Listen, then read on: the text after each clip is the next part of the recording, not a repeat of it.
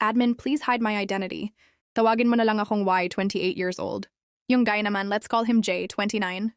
Kwento ito ng katangahan ko years ago at kung paano ako bumawi. Late bloomer ako, admin, nung 24 ako, NBSP, no boyfriend since birth pa ako. Conservative ang pamilya kaya takot ako sa lalaki. Si J ang first boyfriend ko.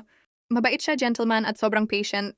1-year anniversary namin noon nung nag-decide kami mag-celebrate. Dinner, nood sine, tapos napag-usapan na mag-check-in sa hotel para magpahinga. Alam ko na ang mangyayari. Pumayag ako kasi feeling ko ready na ako ibigay ang bataan. Nasa kwarto na kami. Naghalikan momol malala. Tapos nagpaalam siya na maliligo muna. Habang naghuhubad siya, nakatalikod ako kasi nahihiya ako. Pero nung lumingon ako, admin, muntik akong himatayin. Bakat na bakat sa boxer briefs niya parang batuta ng mga guard sa mall ang haba at taba. Bumulaga sa akin ang isang dambuhalang TTE. Hindi siya normal, admin! Parang armas na pamatay. Nakasemisoft pa yun ha, pero ang taba at ang haba na, para siyang braso ng bata na may ugat-ugat.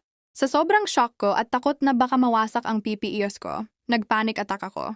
Nung pumasok siya sa banyo para mag-wash up at narinig ko ang shower, dali-dali kong kinuha ang bag ko at sapatos. Tumakbo ako palabas ng hotel na parang kriminal. Umuwi ako at blinak ko siya sa lahat. Ghosting malala. Hindi ko ma-explain na natakot ako sa alaga niya. Feeling ko kasi matutusok ako hanggang pusod. Nag-break kami ng walang closure. Fast forward, nagka-boyfriend ako ng iba. Si M. Sa kanya ko nakuha ang first SX experience ko. Average size lang si M, sakto lang. Doon ko na-realize na masarap pala ang SX at hindi naman ganun ka nakakatakot. Okay ang SX life namin, pero naghiwalay kami after a year kasi nahuli ko siyang nag-cheat. Naging single ako ulit ng 1 taon. Nag-explore, nag-travel, naging mas confident. Isang araw, umattend ako sa birthday ng common friend namin ni Jay. Andun siya. Lalo siyang gumapo, nag-mature. Nagkatinginan kami at naramdaman ko andun pa rin yung spark. Nilapitan niya ako. Long time no see. Grabe yung ginawa mo dati bigla kang nawala. Dahil nakainom na ako at mature na ako ngayon, sinabi ko ang totoo. Sorry Jay, natakot kasi ako dati. Ang laki kasi masyado, akala ko mamamatay ako. Tumawa siya ng malakas. Yun lang pala? Akala ko may nagawa akong mali. Doon nagsimula ulit. Nagtawanan kami, nagkwentuhan hanggang sa nanligaw siya ulit. After 3 months, sinagot ko siya. Last week, nangyari na ang rematch. Nasa kondo niya kami. This time, hindi na ako tumakbo. Nung naghubad siya, andun pa rin yung gulat ko. Ang laki pa rin talaga. Parang mas lumaki pa yata. Pero mas lamang na ang excitement kaysa takot. Hinalikan niya ako, foreplay to the max.